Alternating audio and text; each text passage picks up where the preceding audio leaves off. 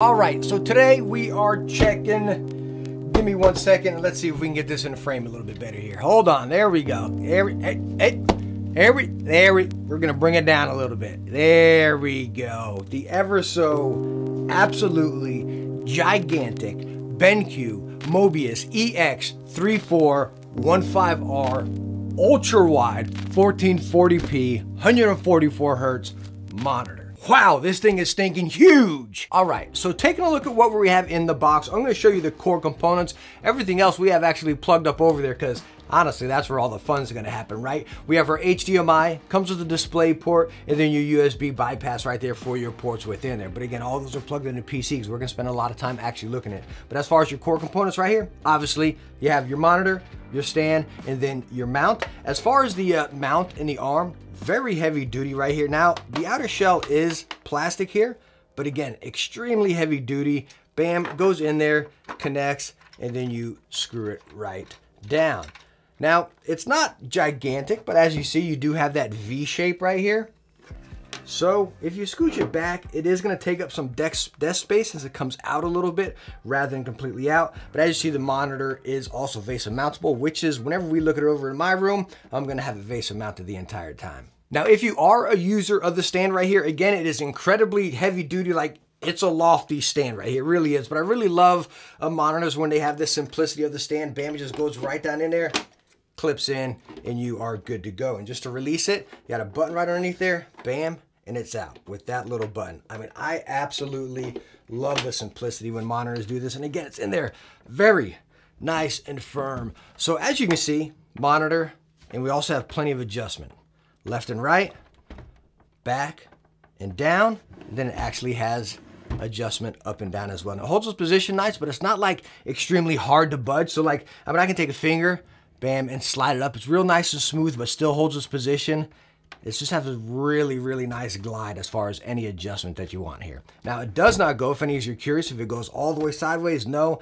Obviously, the thing is stinking huge. You need a gigantic stand to make it go vertical like that. One quick thing I forgot to mention about this stand, as some of you are seeing right here, you have like that gunmetal and then this little reddish orange right down there. It's pretty, I know a lot of people aren't really into that. They kind of just want a regular solid thing. And one thing that's really cool, I was messing around here and seeing, I was like, man, well, can we remove that? Let's see if I can bring it over here a little bit. Let's get in here. So as you can see, you have the red right there, right? But if we go in there and we can actually get in here and peel it back, and all that is a red sticker underneath there. Here we go. I actually got it coming up right now. So I want to show you this because again, I know a lot of people, I review a lot of LG monitors and people don't really like that red.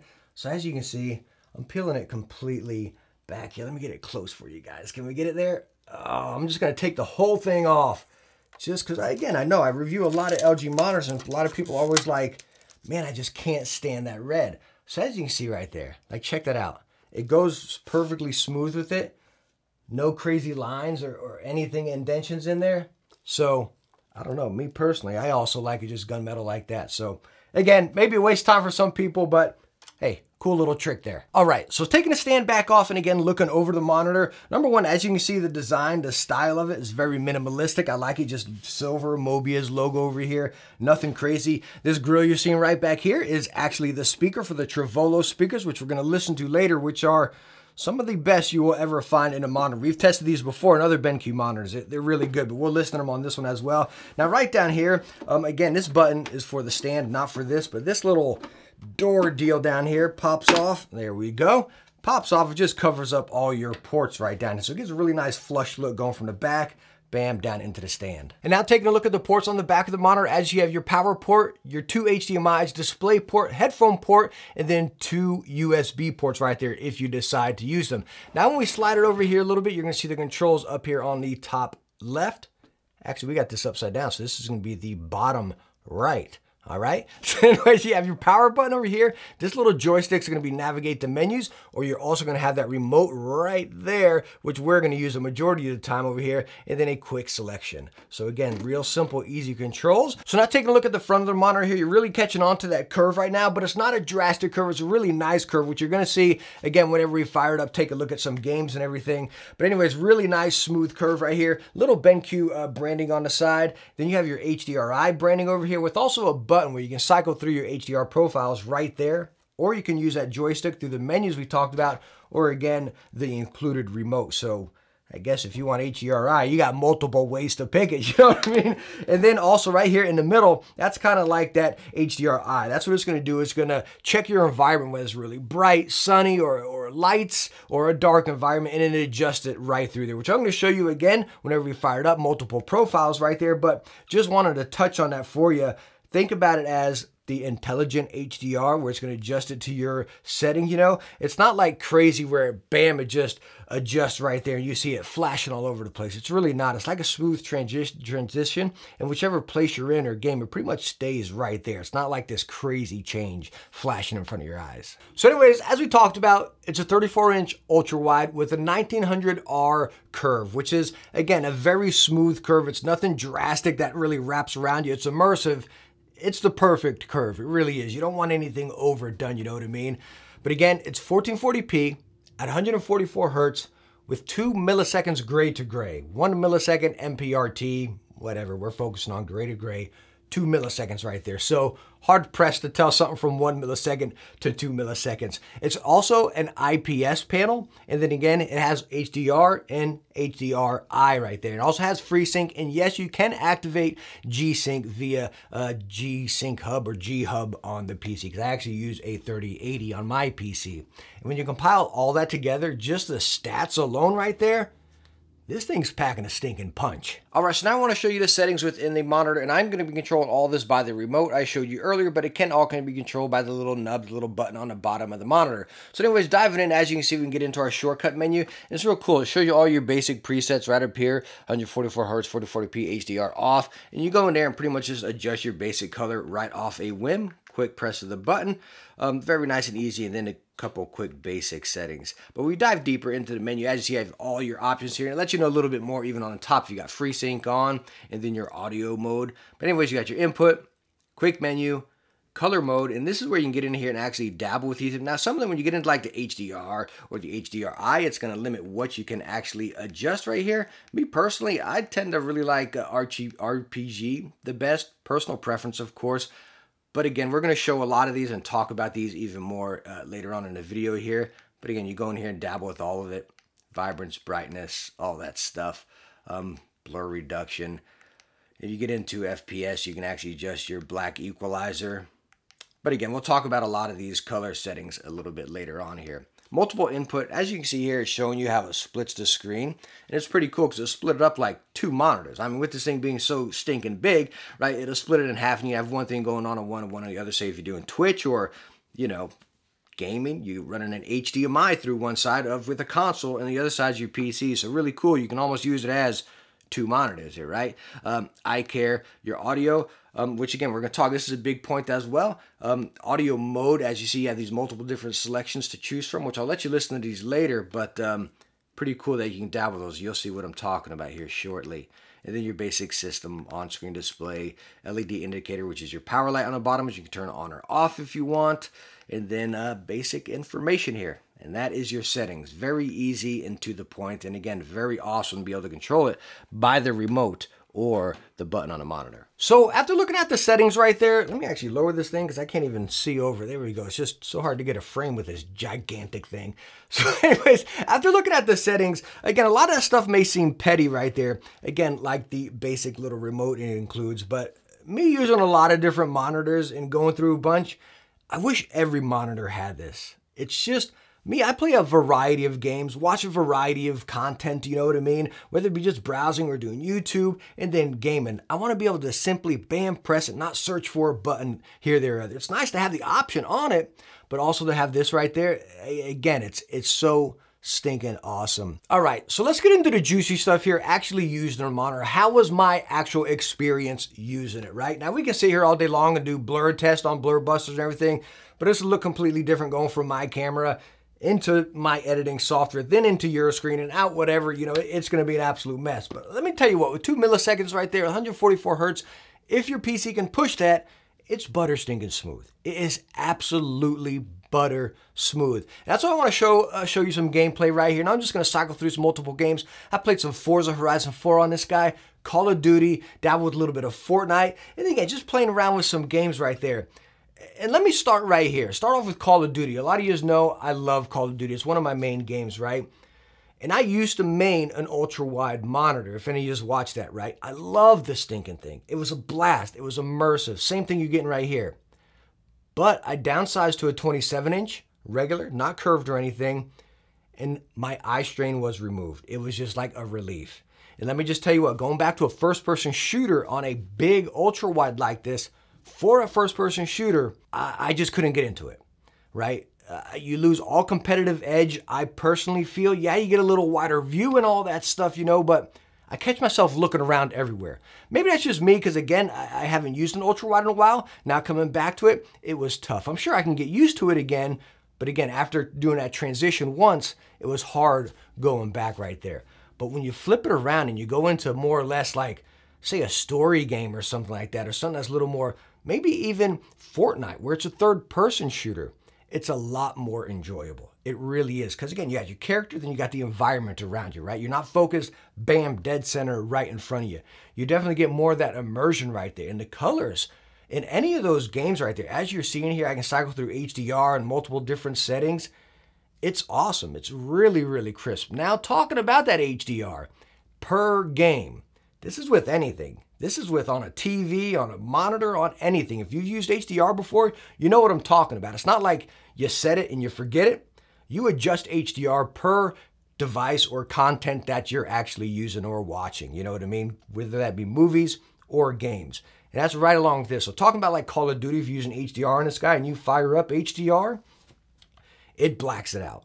Like, no go. Like if you're playing first say Team Deathmatch or something on it, like just hang it up. Like you're not going to enjoy it, you know what I mean? Even going into the campaign, it's a little more realistic. It pulls out the lighting a lot more. Everything's awesome. The shadows, it's realistic. That's what it does. It makes it realistic looking, you know what I mean? Now, with the multiple HDR settings here, it's mild differences with the HDRI and then a regular HDR. It's mild, but again, just talking HDR in general, it's more realistic, but more or less something that's for a story-driven game maybe. Something that you want to get immersed into that environment. But as far as like, again, a first-person shooter, I say no go. But again, bringing it back around, I want to talk about Forza. Wow, now that's something is just, you talk ultra-wide, you think something like that, a story game, a racing game, maybe a flight sim or something like that. And that's where this really came to life, is with Forza. In any situation, even firing up the HDR, it was awesome. It just brought the blacks out, the shadows, the sun, and again, it made it that realistic environment. And the HDR looked absolutely gorgeous, even playing Forza. Now, for me, I love HDR. And on all of my TVs, 55-inch, 75-inch, whatever I have through my house, I use HDR. It's this gigantic screen. I'm sitting far away from it, and I enjoy it for the content I'm using on it, right?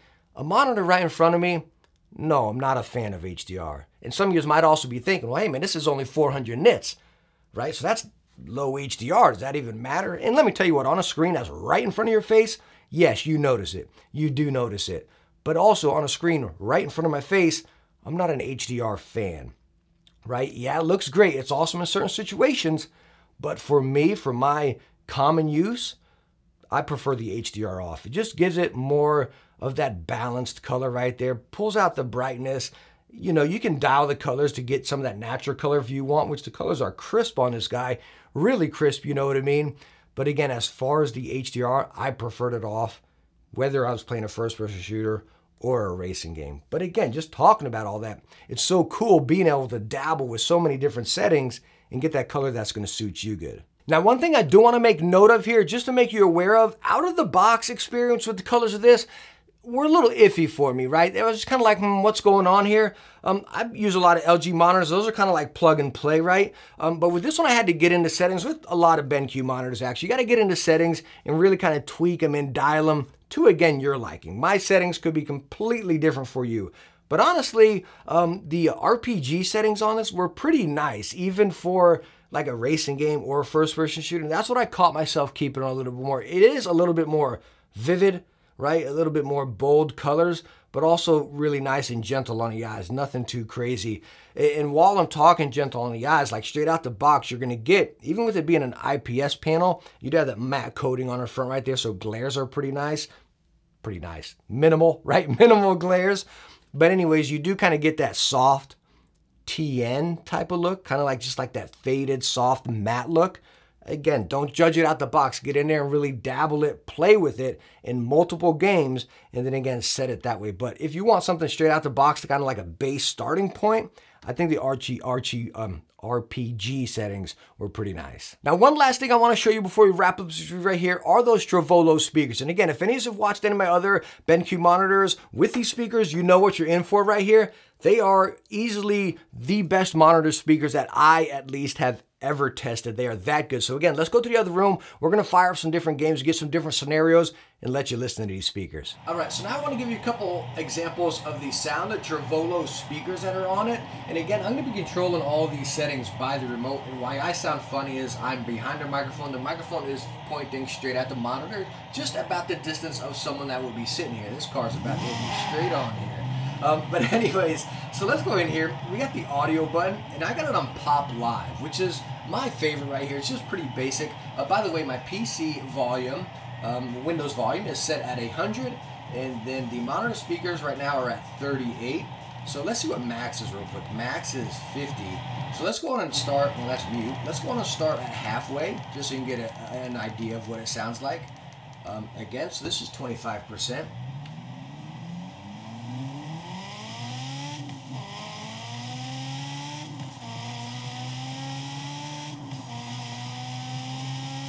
Oh, let's hit this ramp right here.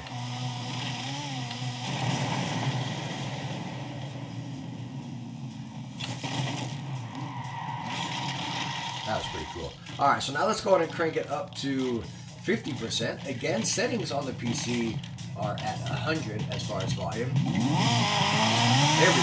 That's better.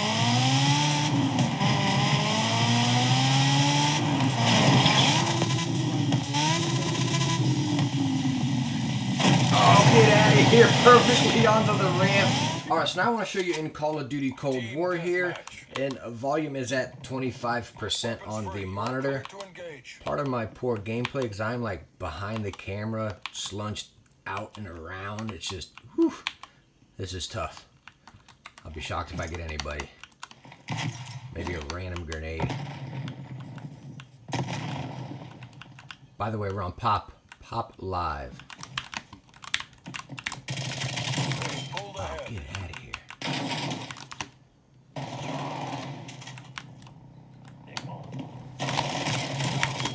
Wow. Alright, so it's kind of low, in my opinion. That guy was lagging. Alright, so let me turn the volume up here. We'll get it all the way up to 50, which is the max. Again, 100 on PC. Just checking. Again, as you see, we're on Pop Live. Oh yeah, you just heard that detail of that pan or whatever falling.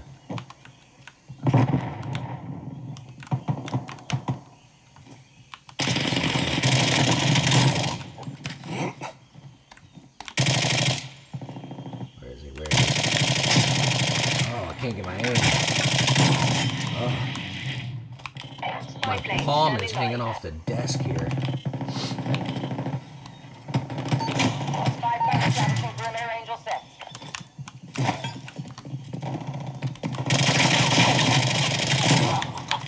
What is going on? I got no ammo. I got no ammo, guys. Spy plane NTL, 50%. Alright, so I'm getting too hooked into the game. That was Pop Live. Let's go to FPS. I don't like the FPS. Sorry guys, spy plane fuel low.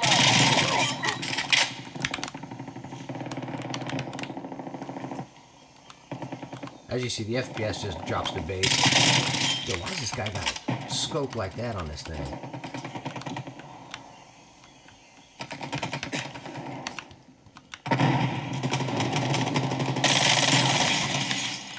So that's FPS, and it's, again, it just brings out, you see racing just brings out the bass. There's just too much bass in that mode. Cinema's like a nice mix. Let me take that. Cinema's a decent mix of both.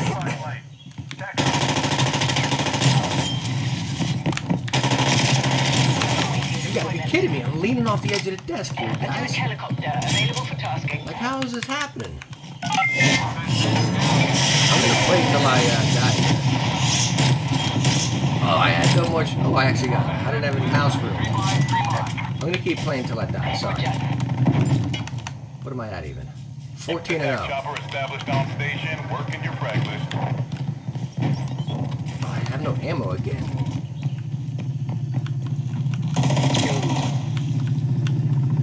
Where can I get ammo? Oh, it's back over there by the bushes. Move her down. One back.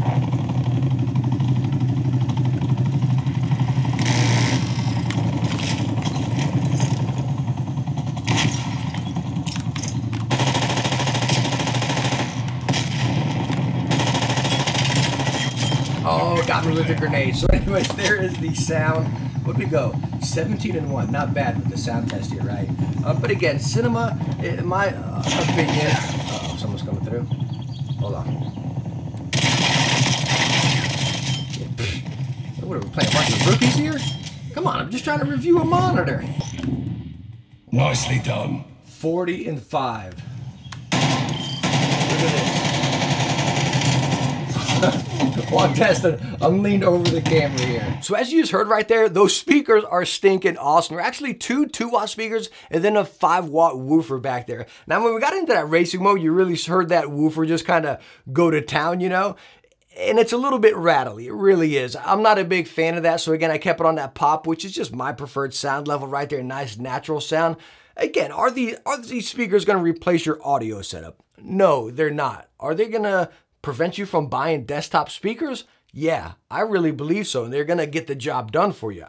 Like seriously, they're that stinking good, you know? It's really awesome to see this kind of sound coming from a monitor. All right, so wrapping up our review and discussion about this monitor right here. So it's $1,000, right? Which is about the price point we expect to see ultra-wide monitors come in, right? Like the LG NanoCell 34-inch, I believe is $1,200, and I would put that as the straight-up comparison to this, the competition. Me being a big user of LG monitors, you know? And when I compare that to this, right? Now, I haven't used that one. I did have an LG Ultrawide. You can go watch that video. I actually cut it in half, you know? But anyways, right in there, I have a 27-inch nano IPS panel, not ultra-wide, right? But comparing those to that, even the LG ones that I've used a bunch of, I feel like this is packing more features and functions with still a great resolution. Now, nano IPS is absolutely gorgeous, right? If you've ever used it, every TV in my house is nano IPS and then my monitor as well. It's just crisp, it's bright, and it's bold. That's the one thing that I'm going to say is different. Now, again, I have not used the LG monitor I'm speaking of, but I have used many LG Nano IPSs. Again, that one over there. But talking that to that, if you're comparing that, I can give you my experience. This I felt was maybe a little bit softer than an LG Nano IPS. Not blurry or fuzzy or anything like that, but it was just a little bit softer than the LG that I would experience right there with that Nano IPS, you know, at 1440p as well, which would be the same as that ultra wide right there. So $200 more, talking this one at $1,000. And let me tell you that right there. Talking about this one being softer, this is crazy. You might be like, well, that's kind of weird, man, right? Talking about this one being softer and just a little bit more easy on the eyes, that's without any of the crazy settings active. I enjoyed this. Usually using an ultra-wide monitor, you kind of get that head strain. You're like, it's killing my eyes. It's just burning me, you know what I mean? I didn't get that with this. I enjoyed it. I loved sitting in front of it. I didn't get any eye strain. I didn't have to scooch back or anything. It was just a great experience. It really was. I'm not too sure what's going on right there. Again, 400 nits, even with my LG, 400 nits. But this one I had a very nice, enjoyable experience. It was really awesome. Not too sure what was going on right there. Maybe it's just panel to panel. But again, I just wanted to give you my experience. One other thing I want to touch on here before we close this up, talking about ultra-wide. Is ultra-wide right for you? Maybe you're asking that. Now, this isn't a video of comparing regular to ultra-wide, but I want to give you my experience. As you all know, I used to main that LG ultra-wide monitor, downsized to the 27-inch, and now going with this here again. It was a tough transition. Before, I would never touch anything other than the ultra-wide. Went down to 27-inch, fell in love. It was just absolutely, I lost all that eye strain again. I didn't have to pan the screen. bam, handle business right in front of me, you know what I mean? Plus it was cheaper, you know? But again, going back to this, it brought back that passion for PC gaming again, right? I've been console gaming so much lately, and I don't know if it's because of that monitor, but I just started playing only first-person shooters on PC. Pretty much Call of Duty, Insurgency, Sandstorm, stuff like that. Everything else I was playing on console. It was opposite before. And I honestly think dabbling with this, it's crazy. It really is. This is really nothing to do with the monitor, I guess, but just my experience talking about ultra-wide. It brought back my passion for gaming on PC again. Scooping up more story games and primarily playing on there again because it's that immersive and that enjoyable. And this monitor did it as far as the settings, the colors, but all in all, an ultra wide. If you're questioning, is it too big? Should you go ultra wide?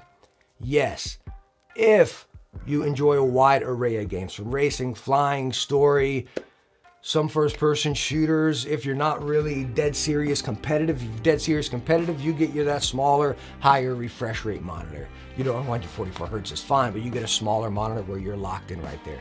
So if that's all you play is first-person shooters, I say skip an ultra-wide. Don't even think about it. But again, if you like a wide array of games like myself, I mean, you need an ultra-wide on your desk. And this one checks the boxes. It is stinking awesome. And I think at $1,000, yes, I do think it's a good value, and I think it gets a win right here. So anyways, thank you so much for stopping by and watching my review on the BenQ EX3415R ultra-wide gaming monitor, the absolute behemoth, gigantic gaming monitor right here. I hope I answered some questions. If you got any more, just ask right down in the comments. But all in all, thank you so much for stopping by. I hope you enjoyed the video. If you did, hit that thumbs up and don't forget to subscribe to some future tech videos. Hey, I hope to catch you in the next one.